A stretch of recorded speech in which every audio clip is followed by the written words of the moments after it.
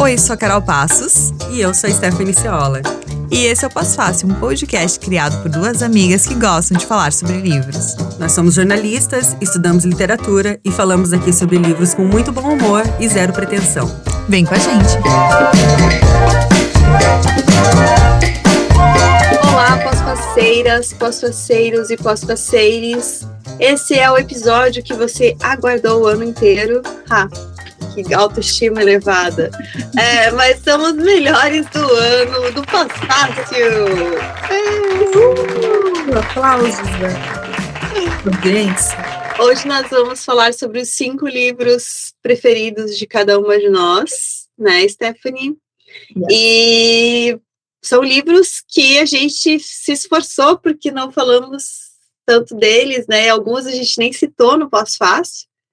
Então, aí o episódio praticamente inédito. Se você acha que a gente fica reciclando temas, você está enganado. Lembrando que o podcast é nosso, então Melhores do Ano a gente faz as nossas regras, né? E a nossa regra são livros que a gente leu em 2022 e que a gente mais gostou, e não necessariamente livros lançados em 2022. Qualquer coisa, vocês entram em contato aí com o SAC para reclamar. É importante dizer também que não são livros assim que premiados e tal, são livros que a gente gostou. O critério é gostei. Isso. É bem amplo. Então, bom, eu vou fazer uma breve introdução dos meus melhores do ano. Eu tenho todo um sistema para registrar minhas leituras, né? Eu faço lista de tudo que eu leio, não é uma planilha, é uma lista no Word mesmo. E eu vou colocando em bold os que eu mais gostei, assim, aqueles que de alguma maneira me mexeram comigo, me tiraram do eixo, que me fizeram pensar, é por isso que eu gosto tanto de ler, que a literatura é tão foda. E esse ano, da lista toda, eu marquei 10 livros em bold, alguns deles a gente já comentou bastante aqui nessa temporada, então eu acabei deixando de fora do top 5, e para chegar nos 5 melhores, até que foi fácil. A briga se deu mais entre o primeiro e o segundo lugar, porque foram 2 livros que eu gostei muito mesmo, assim. Mas depois de pensar muito, a minha lista ficou assim. Em primeiro lugar ficou Niquete, da Paulina Chiziane. Em segundo lugar, O Parque das Irmãs Magníficas, da Camila Sousa Vilada. Sousa? Tu viu que espanhol? Eu vi. Pensei. Em terceiro lugar, A Cor Púrpura, da Alice Walker. Em quarto, Amada, da Toni Morrison. E em quinto, O Negócio do Jair, A História Proibida do Clã Bolsonaro, da Juliana Dalpiva. Daqui a pouco eu vou falar um pouquinho sobre cada um deles. E você, Carol, quais foram os teus melhores do ano? Eu não tenho lista, né, para nada, né, eu sou uma bagunça, né, e eu confundo o livro que eu li esse ano com o livro que eu li ano passado, quando eu li, sei lá. E tem vários que eu comecei e não terminei, que são bons. Então, eu recorri ao Kindle mesmo para recuperar a memória e até peguei uns que tenho aqui no lado da minha cama uma série de livros para ler, assim, as próximas leituras, e eles ficam todos aqui do lado, e aí eu vou diminuindo essa montanha aqui. Então, eu peguei um daqui, que estava aqui também para colocar entre os melhores, mas... a minha resolução de ano novo, que eu posso fazer, aí o compromisso é que eu vou começar também a organizar melhor as minhas leituras para fazer esse episódio muito melhor. Mas a minha lista, ela tem É Sempre a Hora da Nossa Morte, da Mariana Salomão Carrara, A Pediatra, da Andréa de Fuego, Ciranda de Pedra, da Lígia Fagundes Telles, e Com Dois Pés da Cadeira, da Carolina Dini, e, por fim, Humanos Exemplares, da Juliana Leite. Então, esses são os meus livros também que eu li, e são livros, geralmente, assim, os livros que eu gosto são livros aqueles que eu falo, puxa, eu gostaria de ter escrito essa história. Então, são esses livros que eu acho interessante, assim, que eu identifico com o estilo da escrita e tudo mais. Então, são esses. E tirando a Lígia, que infelizmente não está mais entre nós, todas as outras a gente pode convidar para a próxima temporada do Pós-Fácil, né? Todas a gente pode, sim, com certeza. Já fica aí o convite. Eu vou começar falando pelos 2 primeiros lugares da minha lista, que são Niquete e O Parque das Irmãs Magníficas, né? Sobre Niquete, foi escrito pela autora moçambicana Paulina Chiziane. Ela estreou na literatura em 84, publicando crônicas. E em 2021, ela foi a primeira mulher negra a vencer o Prêmio Camões, que é o principal prêmio da literatura em língua portuguesa. Hoje a Paulina tem 67 anos e recentemente, acho que 1 ou 2 semanas atrás, ela esteve no Brasil, onde foi uma das 20 pessoas a receber o troféu Raça Negra. Não tem nada a ver com o grupo de pagode, tá, pessoal? É um prêmio que enaltece pessoas que têm grandes contribuições, né, para a cultura negra no mundo todo, assim, mas também em língua portuguesa do Brasil. Bom, só aí a gente já tem bastante argumento para querer ler essa mulher, né, mas falando de Niket especificamente. Eu amei esse livro, ele foi publicado aqui no Brasil pela Companhia das Letras, e o que eu gostei muito nele é que é um livro que é centrado em personagens mulheres. Ele tem como subtítulo Uma História da Poligamia, e é uma obra, assim, que, na qual a Paulina, ela questiona as tradições dessa região específica do Moçambique em que a história se passa, né. A personagem principal e a narradora é a Rami, que é uma mulher incrível, assim, eu fiquei muito apaixonada por ela. E ao se propor a contar a história da poligamia, a Paulina, ela faz isso, né, ela questiona a tradição, ela fala do quanto a poligamia é aceita naquela região do Moçambique, mas funciona assim, quem pode ter outros companheiros ali? São os homens, né? Então, a poligamia é aceita só para os homens. E eles têm que ser efetivamente casados com todas as mulheres. Então, não é traição, é poligamia mesmo. Então, ele é casado com uma mulher e ele pode se casar com outras. E todas elas, e assim como os filhos, têm que ter os mesmos direitos, assim, né? Então, se ele vai dar uma casa para um, dá para todas elas. Se ele vai destinar X dinheiro para pagar a escola de um filho, ele tem que fazer isso para todos, assim. Existem regras. E ao explicar isso, a Paulina vai desconstruindo, assim, né, essa tradição, mostrando os problemas que existem e tal. Então, tem esse aspecto, assim, mas o que acontece em Niket? A Rami começa a descobrir que o Tony, que é o marido dela, tem um monte de amante. E conforme ela vai descobrindo isso, a gente vai descobrindo junto com ela, né? Então, ela descobre uma primeiro, e aí vem todo aquele barraco, rola todo um fuzuê, e aí ela descobre que ela não é a única, que tem outra, e o Tony tem um monte de mulher. E o Tony é um filho da mãe, assim. E aí, a gente fica muito sem saber quais vão ser as reações da Rami, e ela nos surpreende totalmente, assim. Então, conforme ela vai descobrindo, a gente vai descobrindo com ela, e as relações dela com essas mulheres vão se construindo. Então, se inicialmente ela fica muito puta com cada amante, aos poucos ela vai percebendo que aquelas outras famílias do Tony não têm os mesmos direitos que a família dela no casamento, não se estabelece a mesma relação.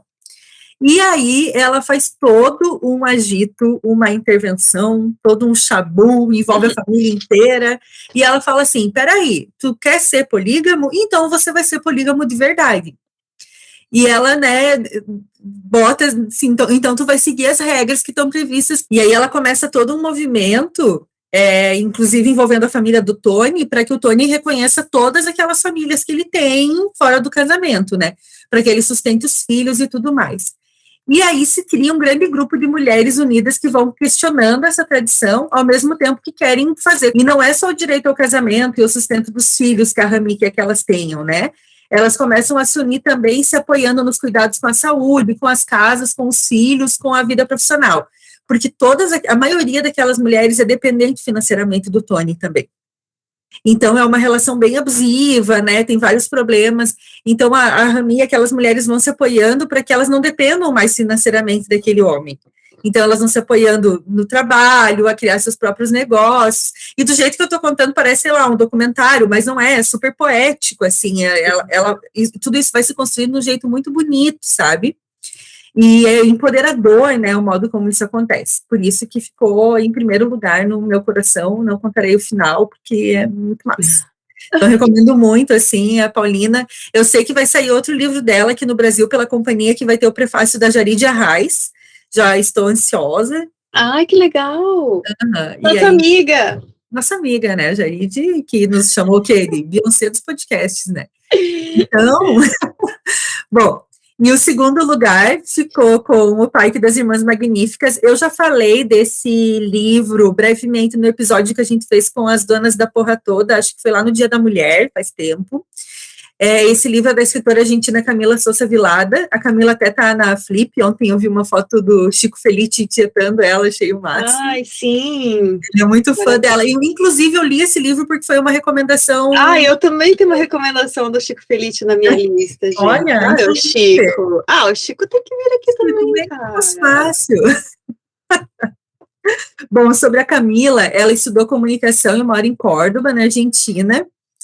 E o que eu achei muito interessante é que, assim, esse livro, as histórias que estão nesse livro, esse livro é um romance, ele tem muito de realismo fantástico, né, que daí eu nem preciso dizer o quanto eu amo, mas é muito interessante porque ela conta que ela escrevia aquelas histórias em um blog, quando ela estudava comunicação, assim. E ela ainda estava num processo de transição, né, a Camila é uma travesti. E ela ainda estava num processo de, por exemplo, ela ia para aula ainda como homem, e à noite ela se travestia, se montava e tudo mais. Então, ela ainda estava nesse momento aí de se entender e tal. E ela ia postando essas histórias num blog, só que chegou um momento que ela deletou aquilo e tal. E depois de muitos anos, ela recebeu essas histórias de alguém que salvou aquilo. Nossa!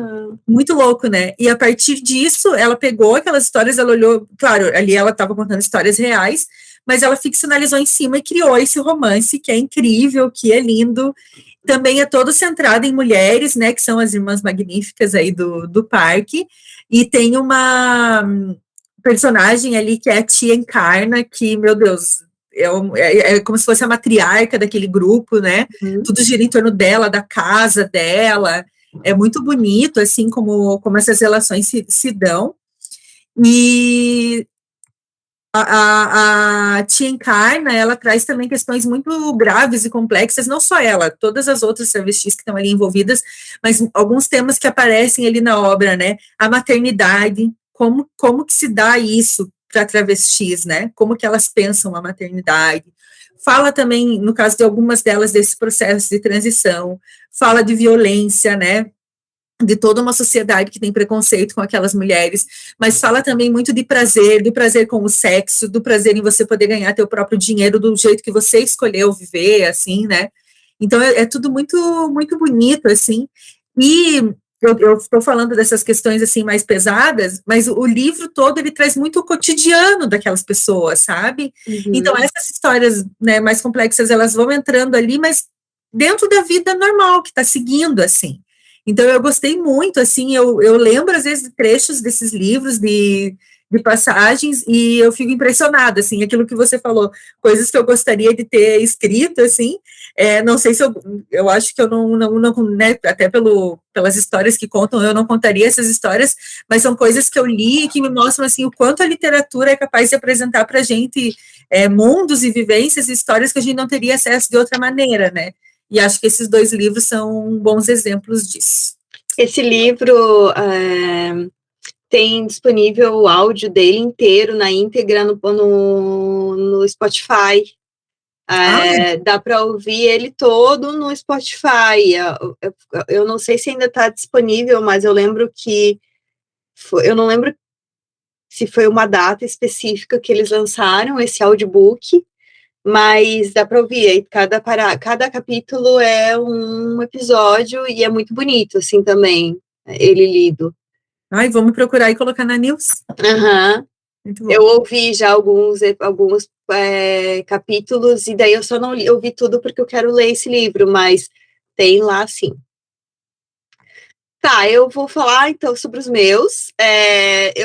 É incrível, assim, que eu não tinha falado, eu não sei porquê, quando eu fui montar essa lista, eu falei, nossa, eu nunca falei desse livro, É Sempre a Hora da Nossa Morte, da Mariana Salomão Carrara, e da Pediatra, da Andréa Del Fuego, porque foram dois livros que realmente eu gostei muito esse ano, e agora, quando eu tava falando agora, que eu percebi que eu só escolhi brasileiras na minha lista, e nem foi proposital. Mas esse primeiro livro eu conheci através do Chico Felitti, né, uma recomendação dele, e demorei para comprar esse livro, e aí quando eu li, eu estava num momento bem tenso, acho que eu estava em Mafra, assim, e decisivo, assim, na minha vida nesse ano, E no fim eu comecei a ler esse livro e achei, assim, fantástico a forma como a Mariana Salomão Carrara escreve. Ele fala sobre morte, fala perda de memória, fala sobre resgate de lembrança, mas uma maneira muito poética, assim, muito bonita e às vezes até engraçada, assim. Eu gosto muito desse estilo dela, assim, ela traz algumas coisas, assim, até um humor, assim, que é difícil de você captar, assim, numa primeira lida, mas eu achei muito bom esse livro.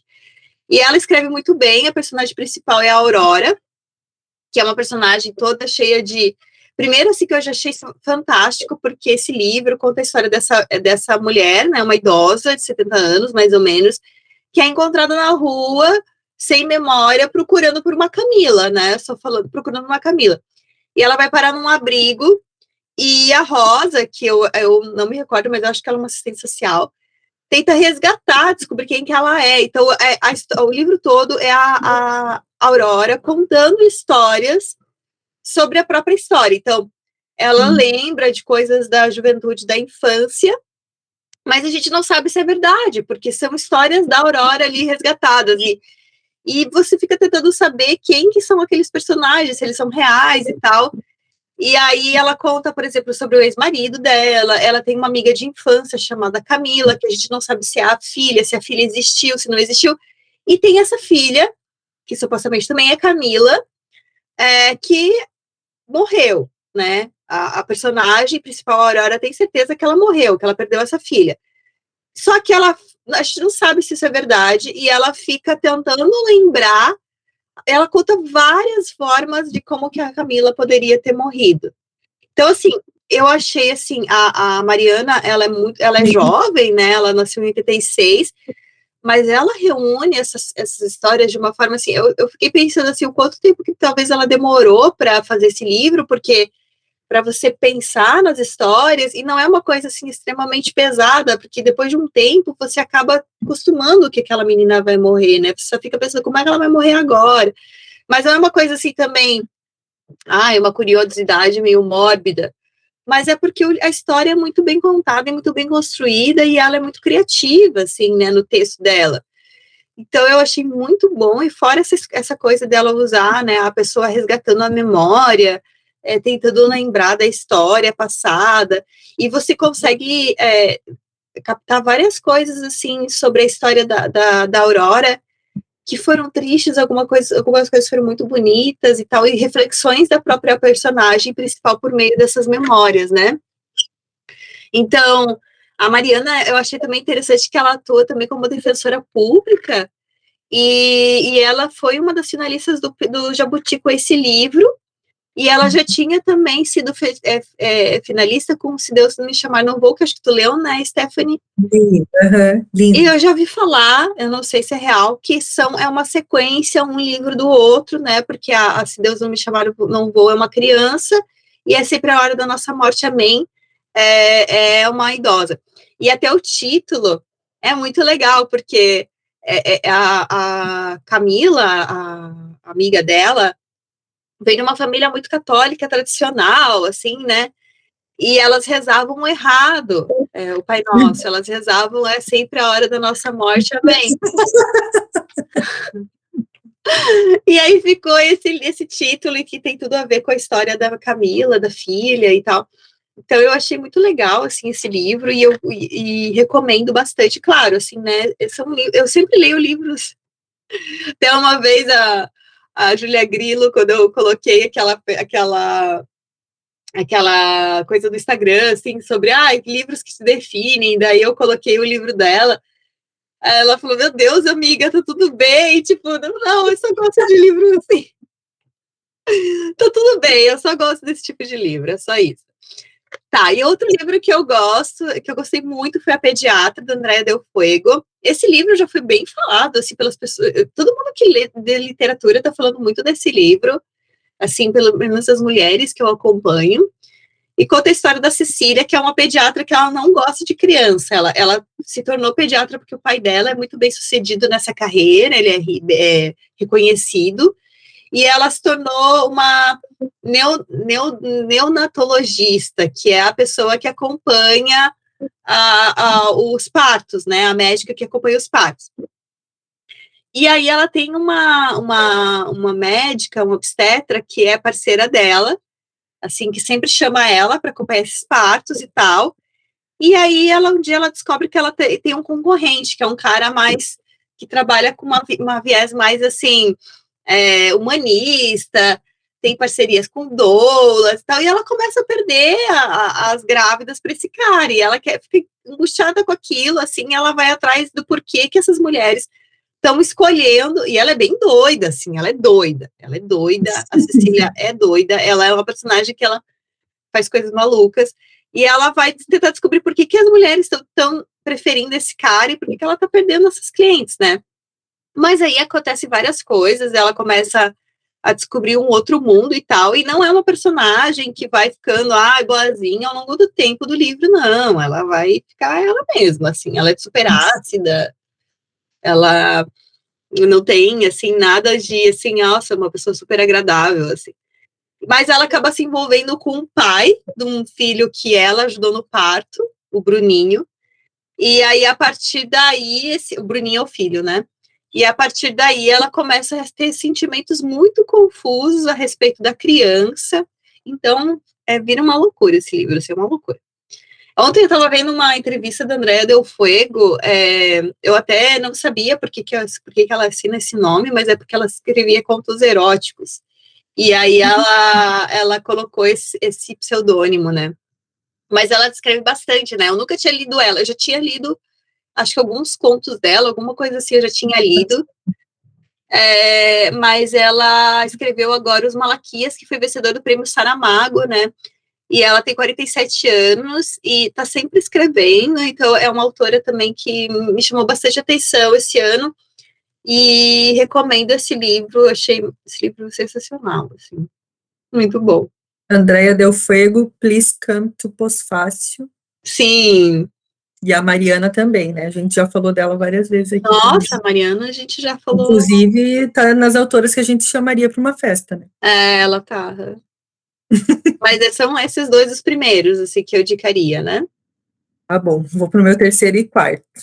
Eu tinha a falha de caráter de nunca ter lido A Cor Púrpura, da Alice Walker, e nem Amada, da Toni Morrison.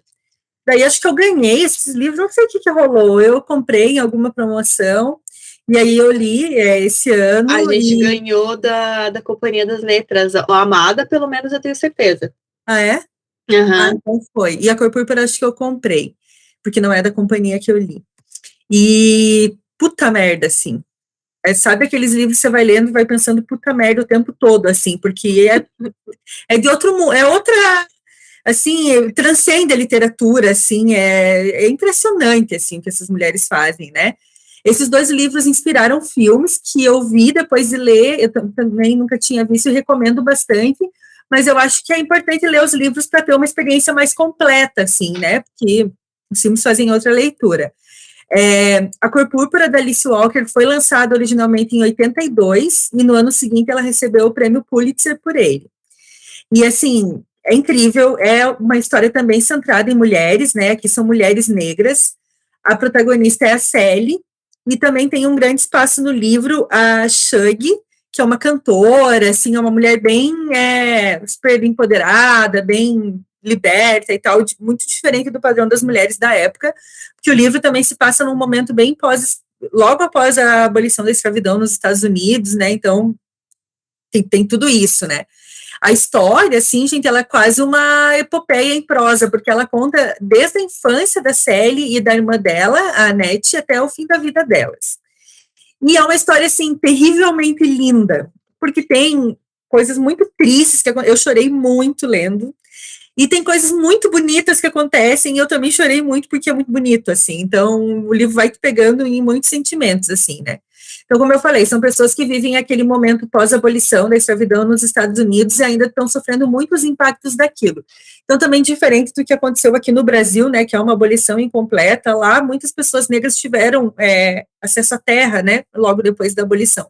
Então, a família da Sally, por exemplo, tinha um pedaço de terra em que elas cultivavam, né, e uma casa e tudo mais, mas eram extremamente pobres, né, então, apesar de terem um pequeno espaço de terra para cultivar, foi só isso também que tiveram, né, mais nada, então, é o que coloca essas pessoas numa situação às margens, assim, né, da sociedade. E dentro disso, claro que são sempre as mulheres que sofrem as principais violências, né, elas são subjugadas e submetidas à vontade dos homens, e isso aconteceu no pós-abolição também. A Célia ainda é uma criança quando ela é obrigada a se casar, e ali ela é separada da irmã, então ela casa com outro homem negro, que é tipo um fazendeiro vizinho, assim, e a irmã dela vai para a cidade e elas se perdem uma da outra, o que já é muito triste, né? Mas as duas se comunicam por cartas, só que são cartas que não têm resposta. A Célia está ali escrevendo as cartas dela, contando o que está acontecendo na vida dela, e a Nete está escrevendo as cartas dela, contando o que está acontecendo. Tem uma coisa que eu acho muito interessante nisso, porque a Célia não tinha chegado a aprender a escrever. Ela até tinha começado a frequentar a escola e tal, mas ela escrevia muito pouco, assim, né? E ela vai aprendendo depois com a Shug e tal. Mas a Nete é mais velha, se eu não me engano, e a Nete já sabia escrever. Então, como as cartas são transcritas ali, você percebe a diferença do modo das duas escrever, o quanto as cartas da Célia trazem muito de oralidade, assim, é muito bonito. Eu até coloquei aqui o nome das pessoas que fizeram a tradução desse livro, porque eu fiquei imaginando o trampo que é traduzir um livro desses, né? A edição que eu li é da editora José Olímpio, e a tradução foi feita por Betúlia Machado, Maria José Silveira e Peg Bodelson. Então, assim, tem a narrativa mais tradicional e tem essas cartas que intercalam a narrativa, né? Então, eu imagino a trabalheira que foi, e a tradução é linda, assim. E além de todo esse drama que eu comentei, também tem uma história de amor linda que surge ali, de emancipação feminina, porque a Sally e a Shug, elas se envolvem num relacionamento amoroso, que no livro é muito intenso, assim, elas se apaixonam mesmo, e é muito bonito, assim, tudo que acontece, e no filme do Spielberg, isso fica, que é, né, Spielberg, grande beijo, nunca critiquei, mas no filme, isso fica bem nas entrelinhas, assim, ele não entra tanto nisso, sabe? Né, enfim, homem, não, mentira, Hollywood. Hollywood, né, assim, mas achei muito legal, assim, também, né, porque, pô, já é uma história, tipo, toda muito difícil e ainda tem um relacionamento homoafetivo ali, né, que é o ponto bonito da história, esse relacionamento. Uma história cheia de tragédia, esse relacionamento surge ali como um alívio, sabe? Todas as vezes que as duas se encontram, a gente se sente aliviado, porque você sabe que a Sally vai encontrar na Shug um amparo, assim, né? E como a Shug era uma mulher muito livre, muito, assim, muito à frente do tempo dela, ela também vai dando esses empurrões na Sally para ela ir se livrando daquilo, né? Daquele relacionamento horrível, né? E tudo mais. Então, a Sally encontra uma profissão, por exemplo, e ela vai conseguindo ter a própria grana, enfim, tudo isso que a gente ouve hoje do quanto a emancipação da mulher, né, a independência financeira é importante para se romper um ciclo de violência, por exemplo, a Alice Walker está tratando disso aí no momento pós-abolição da escravidão, então é muito, assim, outra parada, né? E assim, a Sally reconstrói a vida dela e tal, e essas duas irmãs conseguem ir se encontrando aos poucos. Eu não vou contar o final também, né? Mas também é um final meio ambíguo, que dá pra gente pensar, será que é isso aqui que tá aqui, ou será que é outra coisa? Então, super recomendo, assim, é lindo, é muito bonito, é forte, é tudo, assim. E vou pra Amada, da Toni Morrison, outro rolê, que pode ter algumas semelhanças, né, que tanto a Toni quanto a Alice, eu falo assim, que são minhas amigas, as duas histórias tratam desse período pós-abolição da escravidão, em que as mulheres estão procurando seus lugares no mercado de trabalho, por exemplo, né, ainda estão vivendo muitas consequências, né, dessa violação de direitos e tal, mas o Amada é outro rolê, porque assim, o Amada foi lançado em 83, um ano depois da Cor Púrpura. A Toni foi a primeira escritora negra a receber o Nobel de Literatura em 93, e Amada é a obra mais conhecida dela, assim. É um romance que é baseado numa história real, muito trágica. Ele é ambientado em 1873, na época em que os Estados Unidos começavam a lidar com as feridas dessa escravidão recém-abolida, mas ainda persistente em alguns aspectos. Logo no prefácio do livro, ela conta qual é essa história real que ela se baseou, tá? Então, não é exatamente um spoiler. Eu confesso que eu não vou contar aqui, porque talvez eu comece a chorar se eu for contar essa história, porque é terrível mesmo, assim, é terrível. E aí, o que ela faz? Ela cria meio que uma fantasia em cima daquilo, e em diversos momentos é um livro, assim, que flerta com o horror, com o terror, com o suspense, com o fantástico, então tem todos esses elementos, assim. Acredito que foi um jeito que ela encontrou de poder contar essa história de um jeito menos doloroso, e tem aquela coisa, né, de que a ficção nunca vai conseguir ser tão cruel quanto é a realidade, assim, né, então a realidade dessa história é muito cruel. A protagonista é a Seth, eu vou resumir ela como sendo uma mãe, porque esse papel da mãe é muito central na história, né, ela é uma mulher negra que faz o improvável para que os seus filhos não tenham que ser submetidos à escravização e aos maus tratos que ela sofreu. Assim, eu passei muito medo lendo esse livro por causa desses elementos de fantástico e de terror, medo mesmo, de ter noite, assim, tipo, é melhor eu parar de ler aqui, porque senão eu não vou conseguir dormir. Mas é uma história, assim, e tem aquele negócio do terror psicológico, que a gente fala muito hoje quando a gente vê filme. Esse livro talvez traz isso, porque eu acho que o ponto central dele ali, e o mais assustador, e o pior de tudo, é a culpa que essa mãe carrega. E eu acho que é essa culpa que cria toda a treta que acontece ali, né? É um livro muito comovente, a escrita da Toni é linda, ela é muito poética, e a gente precisa meio que ir tateando, assim, as palavras para entender o que está acontecendo. Não é nada muito escancarado, assim, você precisa ir pacientemente trilhando aquele caminho que o livro te leva, né? Essa edição que eu li é da Companhia das Letras e tem tradução do José Rubens Siqueira. Também, né, enalteço muito esse trabalho de tradução, porque também é um livro que traz traços da oralidade, né, então eu sempre fico pensando o quanto deve ser muito difícil para o tradutor abordar isso, e desde que a gente fez o episódio com o Carlão sobre tradução de livros, toda vez que eu vou citar algum livro que é de língua estrangeira, eu tenho vontade de citar o nome de quem traduziu, porque a gente fica pensando na dificuldade que foi, né. Esse filme também tem o livro, esse livro também tem o filme, que foi traduzido como Bem Amada, aqui no Brasil, e tem, assim, ó, duas atuações brilhantes que são da Oprah, a Oprah faz a Seth, e agora dizer o nome dela, Thandie Newton faz a Amada, e assim, eu até fui procurar se ela não foi, não concorreu ao Oscar, não foi indicada, não foi, Não. uma puta merda, é uma atuação, assim, que você fica muito de cara, é lindo, vale muito ver o filme também. E é isso aí. Quando tu estava falando da Cor Púrpura, me lembrei do livro do Itamar Vieira Júnior também, né, da questão das duas irmãs também, e uma também é letrada e a outra não, né.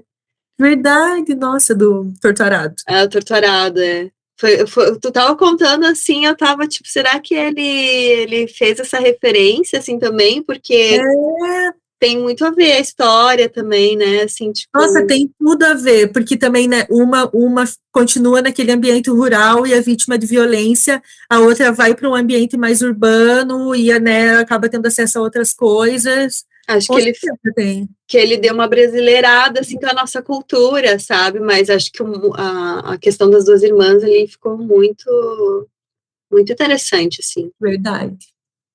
Tá, eu vou falar dos meus terceiro e quarto, né? O meu terceiro é Ciranda de Pedra, da Alice Fagundes Telles, um livro antiguíssimo também, né? E Com Dois Pés na Cadeira, da Carolina Dickman. Carolina Dickman, tá escrevendo? Vou falar de novo, porque isso aqui vai ficar ridículo. Tá, Ciranda de Pedra, da Lígia Fagundes Telles, e Com Dois Pés na Cadeira, da Carolina Dini. O Ciranda de Pedra, ele é um livro que eu li quando eu era adolescente, assim, né? Todo mundo, acho que na adolescência teve contato com a Lígia. Acho que a Lígia é uma das autoras que a gente mais primeiro tem contato na literatura. Mas eu resolvi reler depois da morte da Lígia, depois de ouvir ler alguns textos e ouvir alguns podcasts sobre a obra dela, porque tinha certeza que tinha coisas ali que eu não tinha, né? Que eu lá nos meus 15 anos não tinha entendido na época. E peguei esse livro. O primeiro livro da Lígia que eu li foi As Horas Nuas. E esse livro, ele marcou tanto a minha adolescência que eu lembro até hoje, assim, do que é história, eu lembro até hoje. Mas o Ciranda de Pedra eu não lembrava direito, embora tenha sido novela, né? É um dos livros mais conhecidos. Mas eu resolvi reler, eu já tinha esse livro também, e também eu li um de contos dela, os melhores contos, que tinha caído também no vestibular. Então eu reli também, eu tenho esse livro também.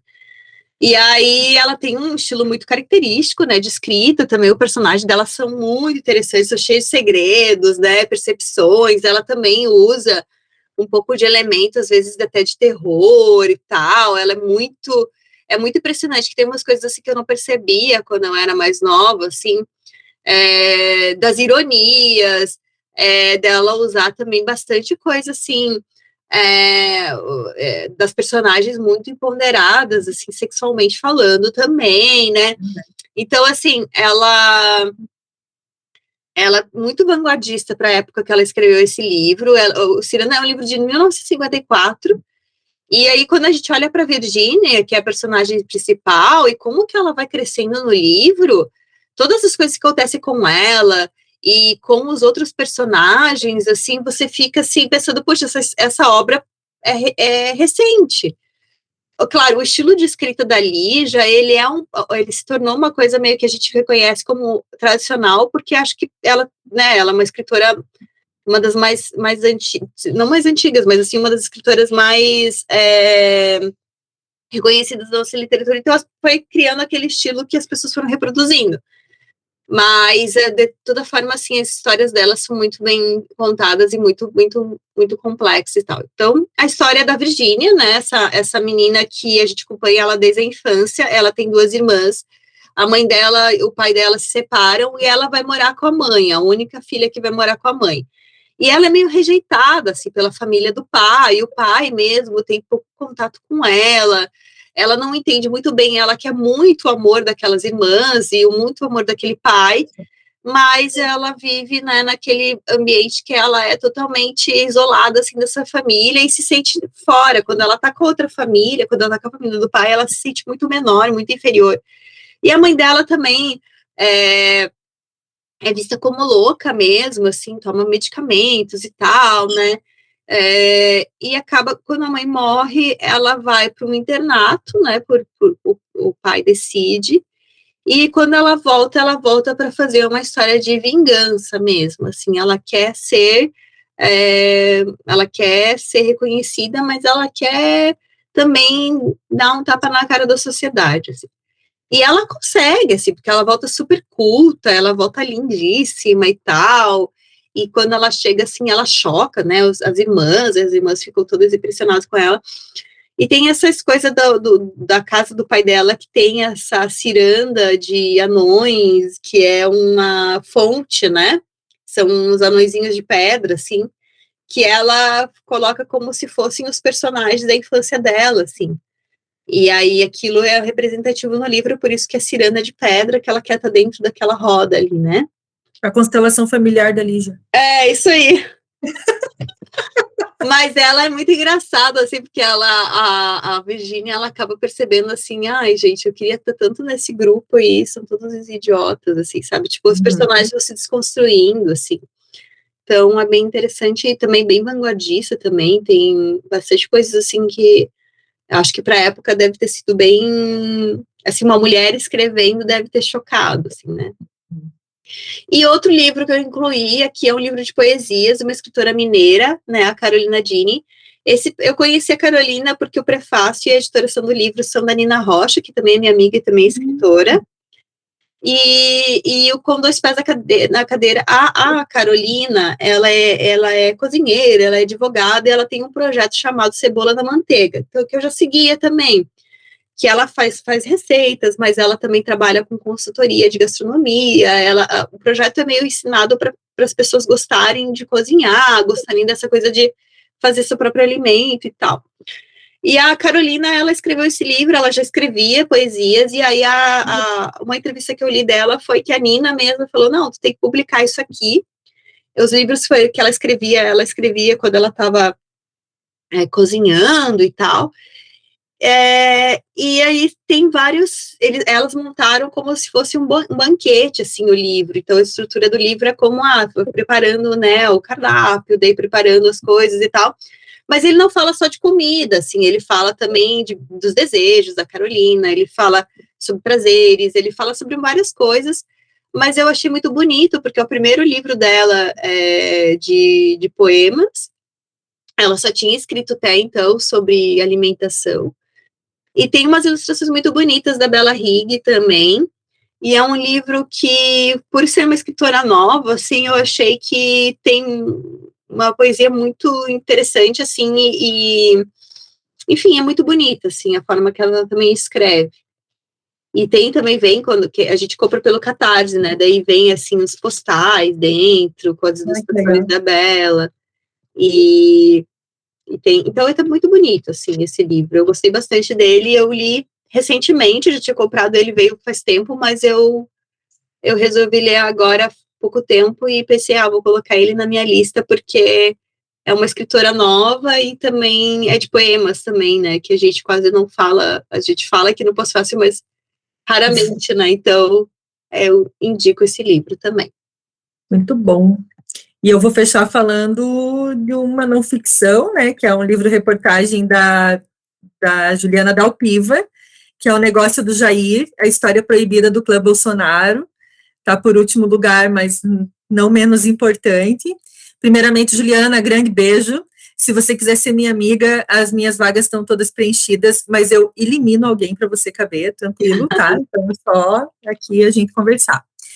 A Juliana, ela é jornalista, hoje ela está no UOL, ela é formada aqui pela UFSC, né, pela Federal de Santa Catarina, ela é catarinense, mas assim como nós, é catarinense não praticante, né, no caso, e eu acredito que seja um dos nomes mais importantes do jornalismo atual. Aliás, eu quero aproveitar esse momento para enaltecer aqui todas as mulheres jornalistas brasileiras que com certeza fizeram o trabalho mais corajoso e de maior qualidade durante a cobertura das eleições de 2022 no Brasil, e enfrentaram de maneira muito forte, muito corajosa, esses terríveis últimos 4 anos. E, para começar, quero, né, mandar aquele grande beijo para nossa amiga Dagmar Spaltz, daqui, maravilhosa. Né? E a gente te ama, ela já esteve aqui no Pós-Fácil, e assim, gente, pra vocês terem uma ideia, a gente admira tanto esse trabalho, que esses dias a gente se obrigou a mandar um buquê de flor para Dag, porque é muito corajoso o que essas mulheres estão fazendo no jornalismo. A gente trabalhou em redação bastante tempo, eu e a Carol, hoje a gente não está mais, mas são essas mulheres como a Dagmar, a Juliana Dalpiva, Natuza Neri, enfim, tantas outras, a Shirley Alves, que é daqui também, estudou comigo, que nos dão coragem para continuar nessa profissão, que nos estimulam e nos fazem com que a gente não perca a fé no jornalismo, assim. Então, acho que é um bom momento da gente dar parabéns, e também só fico imaginando o quanto esses últimos 4 anos foram difíceis para todas elas, né, porque todo esse ódio que a gente viu nesses últimos 4 anos tinha uma base muito forte na misoginia, né? Esses caras são, antes de tudo, covardes e misóginos, e as mulheres enfrentaram isso de um jeito, assim, impressionante, que eu nunca vi nenhum homem jornalista fazer. Então, tá aí, né, o registro. Agora, sobre o livro da Juliana. Esse livro é uma peça nesse grande trabalho de jornalismo investigativo que ela tem feito nos últimos anos sobre o enriquecimento da família Bolsonaro, desde a ligação com a milícia no Rio de Janeiro até a compra de dezenas de imóveis com dinheiro vivo. Esse trabalho envolveu uma série de reportagens que foram publicadas no UOL, 2 temporadas do podcast UOL Investiga, que está disponível, né, nas plataformas. Se vocês não ouviram ainda, escutem. E agora o livro O Negócio do Jair. O livro é resultado de mais de 3 anos de trabalho da Juliana e é descrito como a mais completa investigação sobre as origens do patrimônio político e financeiro do Jair Bolsonaro e da família dele.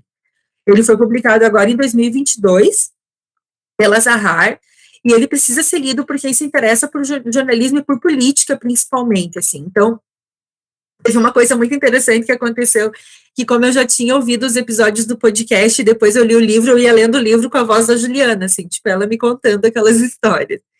E eu sempre leio os livro-reportagens, eu gosto muito. Ai, desculpa. Mas esse eu fiquei comovida, assim, pela qualidade técnica e pelo rigor, né, pela qualidade do texto, mas também pela coragem da Juliana, assim, de publicar esse livro em 2022, antes das eleições. É impressionante, recomendo muito. Não, a Juliana, realmente, assim, isso que tu comentou, assim, sobre a coragem, né, acho que tem uma frase, se não me engano, que é que fala, né, que toda vez que os primeiros direitos que são derrubados, né, quando acontece um governo autoritário e tal, são os das mulheres, né, e a gente viu isso perfeitamente, assim, né, nesse governo, e acho que uma coisa bem interessante, assim, das jornalistas mulheres é elas não se deixarem derrubar, assim, né, enfim, assim, a gente vê ainda, né, o jornalismo está vivendo um momento de crise, assim, um momento de questionamento, e isso é muito difícil, mas eu vejo, assim, as mulheres não se deixam derrubar, assim, e se cria uma rede, né, assim, tipo, por exemplo, ela, a Carol também, lançaram um podcast, sabe, vão para outras mídias, não derrubam, meu Deus, assim, são incríveis, assim. E tem lembrei agora, Carol, até depois a gente coloca na news, tem um episódio do Vida de Jornalista, do podcast lá do Rodrigo Alves, que é maravilhoso, que ele lançou agora durante o período eleitoral, que ele começa com um compilado de ataques do Bolsonaro aos jornalistas. Ai, sim, eu ouvi, é triste. Cara, eu passei mal, assim, ouvindo, mas você percebe que a maioria dos ataques é destinado a mulheres, assim, aquela misoginia, aquele ódio de mulher, assim. Então, eu falei, agora me arrepiei aqui, porque é uma coisa assim, bizarra, e também lembrei de outra coisa que também vou colocar ali na news, porque, assim, a gente venceu o bolsonarismo, né? Nós mulheres vencemos, a gente venceu esse governo, assim, Nossa. A gente venceu essa eleição. Uhum. E as coisas estão tão ruins, a gente estava num lugar tão ruim, de tanta tristeza, de ser tão subjugada, de ser tão... Você só vê, cara, Santa Catarina atingiu 50 feminicídios no ano, todo dia a gente vê notícia de violência contra a mulher que esse governo autorizou e tudo mais, e a gente venceu, sabe? É claro que a gente tem um caminho muito duro para trilhar de agora em diante, mas a gente venceu. O bolsonarismo não acabou, o patriarcado não acabou, a misoginia não acabou, mas foi uma demonstração de força. E a gente precisa lembrar disso, sabe? Não esquecer da nossa força, assim, sabe? Porque, porra, foi tudo muito difícil que a gente viveu nesses últimos anos, né? A gente não pode esquecer, né? Foi muito difícil. A gente, assim, né? Acho que uma coisa bem interessante, assim, que acho que quando começou esse movimento um pouco mais evidente, né? Lá com o governo, quando começaram a derrubar a Dilma, né? Lá em 2013, com aqueles movimentos e tal, e foi só se agravando, e claro, aqui em Santa Catarina a gente ainda tem vários desafios, a gente ainda tem uma assembleia um governo que também nós vamos ver aí como é que vai ser os próximos anos, mas realmente, assim, a gente vem sobrevivendo e lutando, e a gente já esqueceu como que se comemora também, né, assim, como se comemora as nossas vitórias, assim, né, enfim, acho que muita coisa vai rolar ainda, a gente vai ver ainda o quanto esses 4 anos são capazes de desmontar projetos inteiros, isso é uma coisa que me preocupa bastante, mas também a gente tem que crer que as coisas vão se levantar e enfim, né. A gente tenta ser otimista, né? Também linkar o ângulo de grilo, né, do resultado das eleições, que tem aquele depoimento da Flávia Oliveira. Olha, eu chorei umas 4 vezes tanto esse episódio, e ela falando sobre o que foram esses últimos 4 anos para uma mulher jornalista e para as mulheres negras, e por que a gente tem que celebrar que acabou, sabe? Acabou, gente. E, meu Deus, eu chorei muito ouvindo ela, chora, né? Ela se emociona, assim, e quem tá na linha de frente é que sabe a dor que foi, que ainda a gente sabe que não vai melhorar de um dia para o outro, mas acho que o pesadelo tá perto do fim, assim. Não, o Angu de Grilo é a grande descoberta, e te agradeço por ter me indicado também esse podcast, porque ela faz uma análise também da transição também, e isso é importante dizer, que embora, né, a gente continua atento, eu acho, sabe, porque você não tem como também achar que só porque também um governo de progressista de esquerda ganhou, vai estar tudo bem, a gente tem que acompanhar e tal, e eu acho muito excelente também o episódio depois também, ela faz uma análise e ela fala um pouco também da visão da esquerda, que quando a gente também critica, parece que está torcendo contra, mas não é isso, é a política. Tá na política é ser crítico.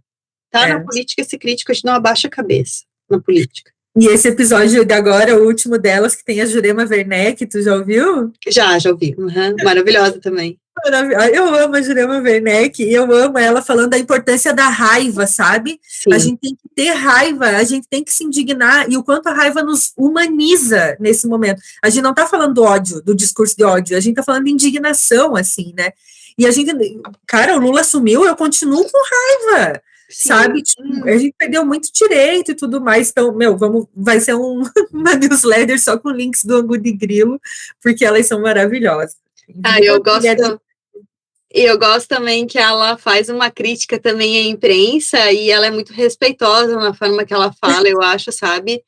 Que a Flávia, eu acho muito engraçado que a Bela fala que a Flávia tem uma reputação a zelar, né? Que ela dá uma... Sim, a Jurema falando, teus colegas lá na Globo News. Mas eu achei maravilhoso que elas não cortaram, assim, sabe? Isso que eu digo, sabe? Assim, por exemplo, essas... talvez se fosse um podcast feito por homens, talvez seria, sabe, cortado, assim, mas não, vamos jogar ali. Eu acho sensacional, assim. Estão tudo melindrado. Maravilhoso. Mas tá, eu vou falar sobre o 5º livro, que é um livro que eu estou lendo ainda, embora eu tenha começado a ler ele há muito tempo, mas eu estou lendo ele aos poucos. Aí ontem eu fui procurar umas coisas mais, e daí vi que o Chico Buarque, tipo, devorou esse livro. Eu falei, gente, Chico... Assim, ó, eu tô lendo aos poucos, Chico, assim, ó, eu não sou que nem você. Mas é o Humanos Exemplares, da Juliana Leite. Esse livro também a gente recebeu pela Companhia das Letras, e eu comecei a ler ele quando eu tava em Mafra, ainda passando um tempo lá, e antes eu já tinha começado a ler esse livro, mas eu não sei por que eu não prestei tanta atenção, e daí retomei, e achei, meu Deus, que livro lindo, que história linda, assim. Também é um livro sobre envelhecer, sobre lembrança, também fala de morte, enfim, esse combo aí que eu gosto, né? E aí, eu vi aqui agora que eu escrevi, não sei, estou lendo aos porquinhos, eu escrevi aqui. Aos porquinhos. Mas, enfim, a história é da Natália, ela é uma mulher idosa também, eu não lembro exatamente quantos anos ela tem, mas ela é muito, muito, muito velha. E ela mora sozinha, e ela tem uma única filha que mora no exterior, né? Então, a vida dela, ela vê assim pela janela do apartamento, e ela conta para a filha, elas se ligam quase todos os dias, ou todos os dias, e elas mantêm essa relação, mas é distante, de certa forma, assim, é próxima, mas é distante, né? Mas eu acho bonito, assim, porque ao longo da história, ela vai lembrando dos amigos dela. É um livro que também fala sobre ditadura também, alguns amigos dela. Ela é professora, né, o ex-marido dela, o marido dela falecido, viu, era professor de geografia. E eles lembram de amigos que eles perderam também durante esse período, e amigos... Só que não é uma forma, assim, triste e tal, é uma forma de celebrar, assim, essas vidas também. Eu acho bonita a forma que ela escreve, assim, né?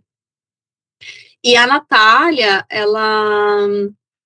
o Vicente, o próprio marido dela, foi perseguido pela ditadura porque ele tinha uma didática de fazer os alunos refazerem o mapa mundi. Então, ele pegava assim, inventem, né, países, inventem coisas, inventem o que seria necessário, né? E aí a maioria dos alunos colocavam só a população, assim, né? Não pensavam na vegetação, não pensavam na estrutura urbana, não pensavam em várias coisas. E aí ele fala, não, vocês têm que colocar exemplos de humanos. E ela pegou e se transformou humanos exemplares para essa história. Eu imagino, tá? Porque eu não terminei de ler o livro. Mas eu já captei essa ideia, eu acho, né? Mas, enfim, é muito bonito esse livro, eu recomendo bastante, assim, eu ainda tô lendo ele. E a Juliana também é uma escritora jovem, aquelas, né, só porque eu nasci em 82, ela nasceu em 83. Aquela que... Mas ela é uma escritora nova também, mas ela já foi finalista do Jabuti também, com Entre as Mãos. E é uma escritora que eu não conhecia, pelo menos, né, mas... ela já foi lida pelo Chico Buarque, então se o Chico, né, recomendou, quem somos nós, né? E também a literatura dela, o texto dela é muito bonito também, ela tem umas partes assim que eu acho muito poéticas. Eu ontem até selecionei um trecho aqui que eu achei para dar um exemplo de como que ela transforma coisas simples em coisas muito bonitas. Ó, quando o Vicente morre, isso não é spoiler, tá, gente? Todo mundo sabe que ela viu. Ela escreveu assim, ó, porque ela ficou acompanhando, né, o Vicente ali nos últimos dias. O Vicente vai virando um idoso e tal, que exigia muitos cuidados e tal.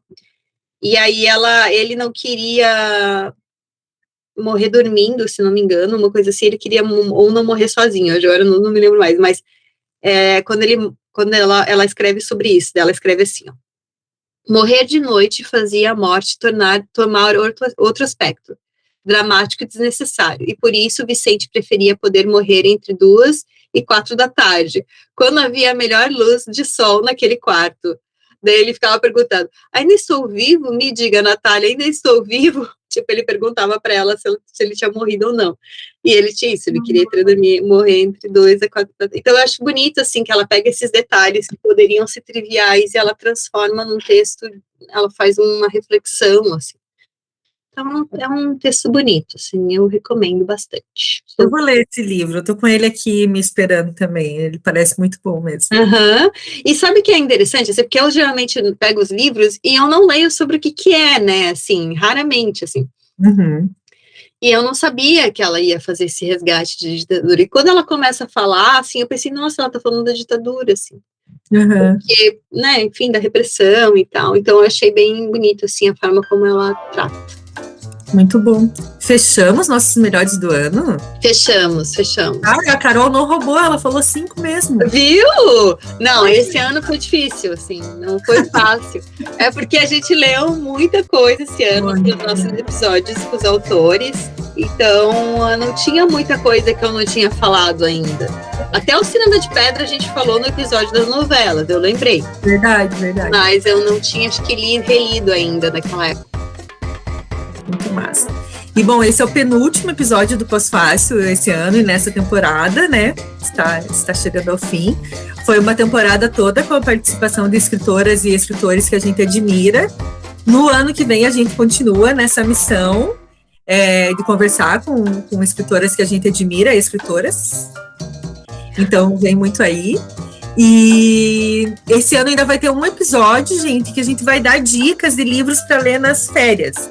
E as dicas não são nossas, são as dicas que os escritores e as escritoras que participaram dessa temporada do Pós-Fácil deram no decorrer dos episódios. Então a gente vai relembrar isso, para vocês terem aí, né, várias indicações de leitura de altíssimo nível. Então vem aí no dia 16 o último episódio. E agora eu vou dar os recados paroquiais. Se você ainda não faz parte do nosso time de leitores, é só entrar no apoia.se/Pós-Fácil-Podcast.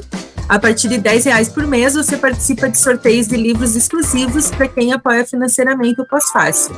E também quero lembrar vocês de assinarem a nossa newsletter, lá vão estar os livros e os links que citamos aqui, além de conteúdos extras.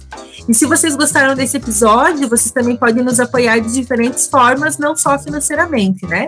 Curtam os nossos perfis nas nossas redes sociais, @Pós-Fácil-Podcast, façam uma boa avaliação do podcast nos tocadores, compartilhem os episódios, assim você incentiva a leitura, a literatura, a educação e o jornalismo. É isso? É isso, eu só queria fazer um agradecimento a todas as pessoas, escritoras que participaram da nossa temporada do Pós-Fácil e dizer que a gente ficou muito feliz e surpresa, assim, com os convites aceitos, que a gente teve, assim, nossa, pessoas de alto, assim, a gente nem imaginava que a gente ia conversar com essas pessoas e foi uma temporada maravilhosa e espero que ano que vem também continue sendo e que a gente consiga ter mais pessoas legais assim para trazer para vocês também, nossos pós-faceiros queridos do coração. E é isso. Fechou, gente? Beijo. Beijos, tchau. Até o próximo. Tchau.